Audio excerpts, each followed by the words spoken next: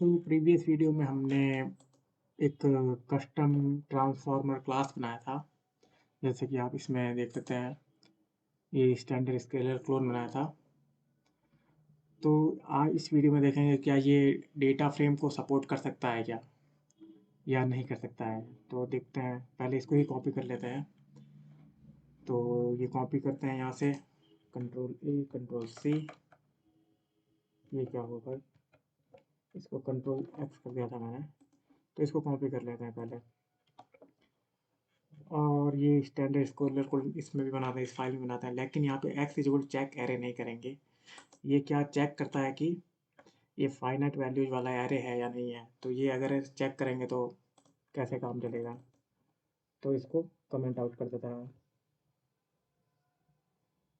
ये comment out कर दिया इसको, मैंने इसको कमेंट आउट कर दिया।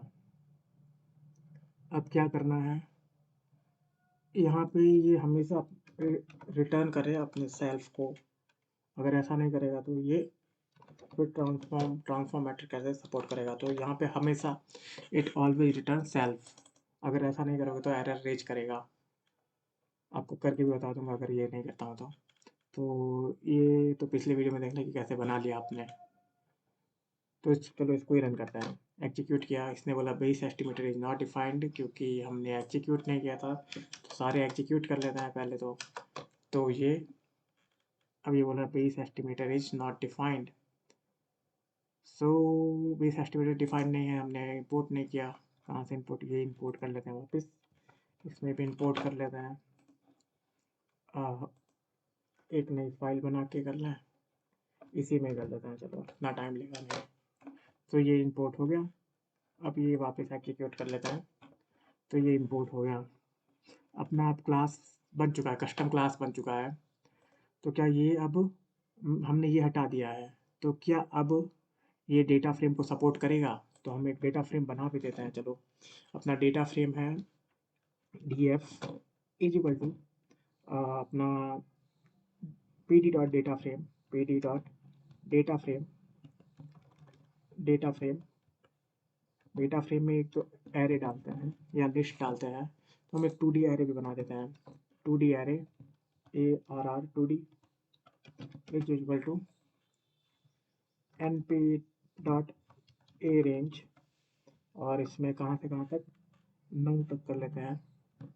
और इसको रीशेप कर देते हैं, रीशेप 3x3 में, यानी 3 रिकॉर्ड होंगे और 3 फीचर्स होंगे। तो इसमें कर दिया। अब ARR2D इसमें डाल देते हैं पहले। तो ARR2D और column names, column column names क्या क्या, कॉलम नेम डाल देते हैं इसके, जैसे कि फीचर ए और फीचर ए, फीचर बी, फीचर बी और फीचर सी।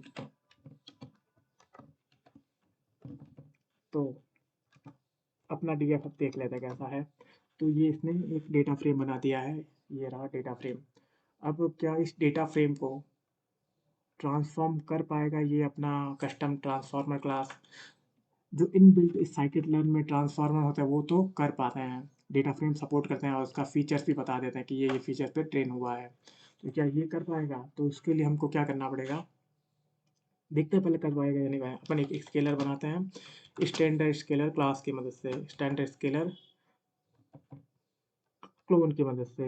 ये स्टैंडर्ड स्केलर क्लोन की मदद से बनाते हैं। हाँ, और इसमें with mean is equal to true automatically, मतलब कि बाय डिफ़ॉल्ट हमने सेट कर रखा है कि विद मीन ट्रू है। तो अपन विद मीन डालेंगे नहीं।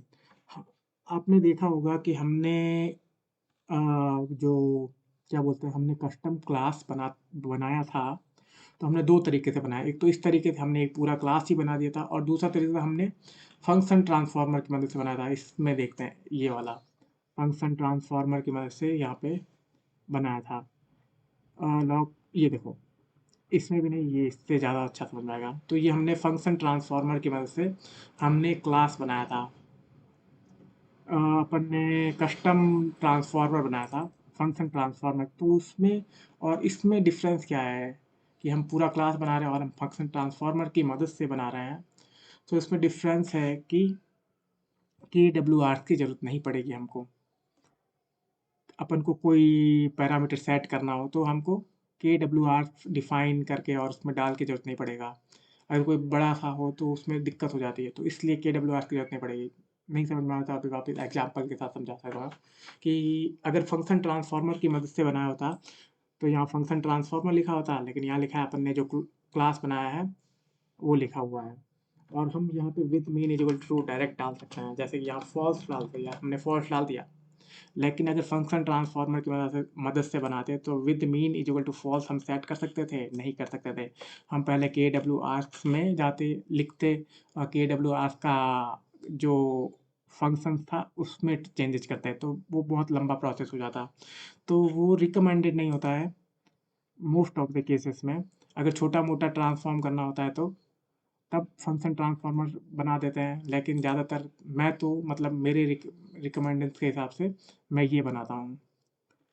क्योंकि ये मतलब एग्ज़ैक्ट scikit-learn के इनबिल्ट ट्रांसफ़ॉर्मर की तरह काम करेगा। हमको इधर-उधर कुछ ध्यान रखने की ज़रूरत नहीं पड़ेगी कि भाई इससे बना है तो उसमें KWRs लगाओ, ये लगाओ। तो ज़्यादा फ़ोकस नहीं करना पड़ेगा। तो यहाँ पे मैंने स्टैंडर्ड स्केलर की वजह से ये वाला क्लास बनाया। तो पहले एग्ज़ीक्यूट कर देते हैं, with mean is equal false ही रहने देते हैं। अब इसको स्केलर इज़ इक्वल टू, अब यहाँ पे क्या करते हैं, पहले तो इसको टर्न आउट कर देते हैं। कंट्रोल एन फॉरवर्ड स्लैश, तो ये कमेंट आउट कर देगा, ठीक है। अब फिट मेथड अप्लाई करते हैं। फिट क्या, अपना df, ये देखो इसने डेटा फ्रेम भी सपोर्ट कर लिया, क्योंकि हमने यहाँ कमेंट आउट कर दिया कि ये एरे चेक नहीं करे। अगर यहाँ पे ऐसे कमेंट आउट कर देंगे तो ये चेक करेगा एरे है या नहीं है, क्योंकि ये बेस एस्टिमेटर से इनहेरिट कर रहा है। बेस एस्टिमेटर की प्रॉपर्टीज है, scikit-learn का जो एस्टिमेटर वैसा प्रॉपर्टीज भी है, तो इसलिए ये डेटा फ्रेम सपोर्ट कर पा रहा है। तो अब देखते हैं कि SLR डॉट फिट ट्रांसफॉर्म कर पाता है या नहीं। डॉट ट्रांसफॉर्म और df वापस। सो ये बोल रहा है कि भाई क्या हुआ कि data must be one dimensional got and D array of 3x3 shape 3x3। ये क्या हुआ, got and D array of shape 3x3, ऐसा क्यों हुआ? क्योंकि क्योंकि ये देखते हैं क्या क्या हुआ यहाँ पे।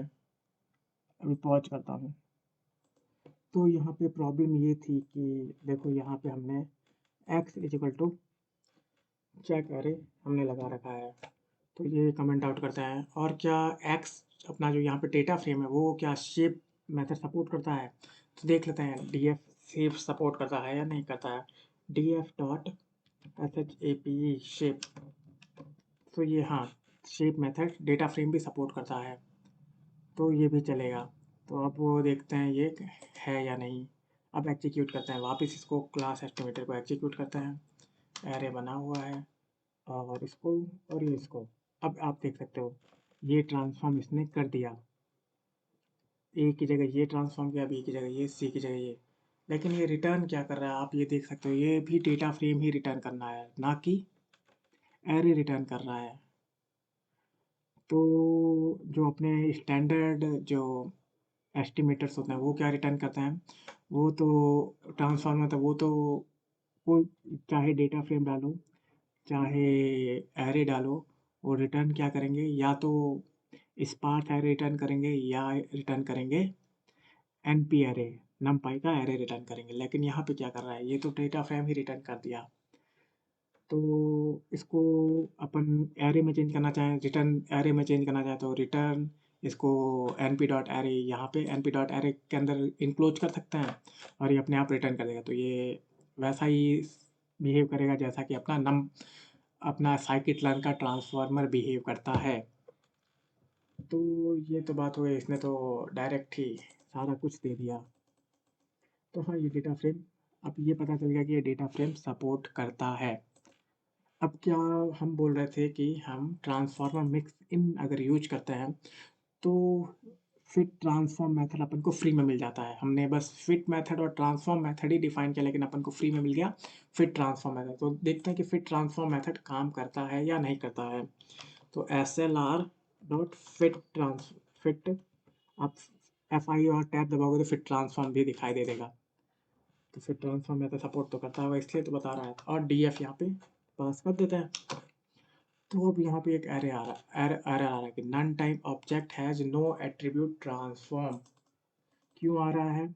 क्योंकि हमने यहाँ पे सेल्फ को रिटर्न नहीं किया, हमको सेल्फ रिटर्न करना पड़ेगा। फिट ट्रांसफॉर्म मेथड असल में होता क्या है, पहले वो फिट अप्लाई करेगा, फिर ट्रांसफॉर्म अप्लाई करेगा, डेटा से फिट करेगा, उसके बाद अप्लाई ट्रांसफॉर्म करेगा।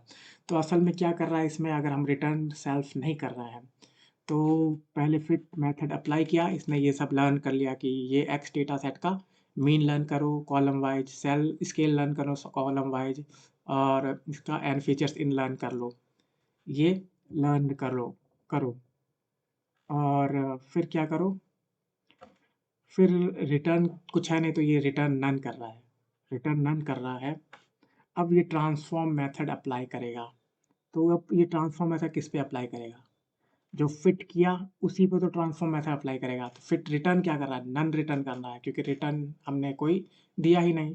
तो दिया ही नहीं तो ट्रांसफॉर्म कैसे कर सकता है, नन पे ट्रांसफॉर्म कोई नन वैल्यू ट्रांसफॉर्म थोड़ी सपोर्ट करता है। जैसे ये यहीं लिख रहा है none type object does not has no attribute transform, तो ट्रांसफॉर्म कैसे सपोर्ट करेगा।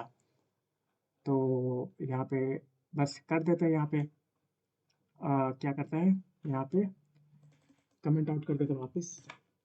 सो ये रिटर्न सेल्फ कर रहा है, तो बस यही है।